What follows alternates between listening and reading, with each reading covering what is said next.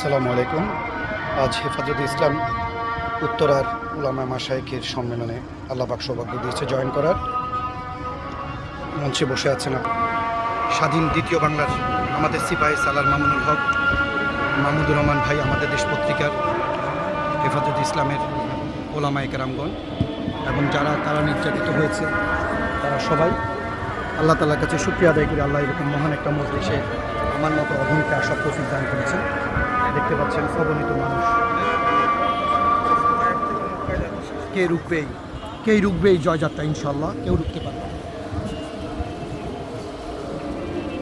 পাঠ উন্মোচন হচ্ছে জেলখানার চিরকুট বই। লেখক মুফতি ফয়জুল্লাহ আমিন কাসিমি, সে একজন জেলবন্দি মজলুম আলেম। মুআজ্জাজ হাজিরিন, এই পর্যায়ে অত্যন্ত গুরুত্বপূর্ণ বক্তব্য রাখবেন আমার দেশ পত্রিকা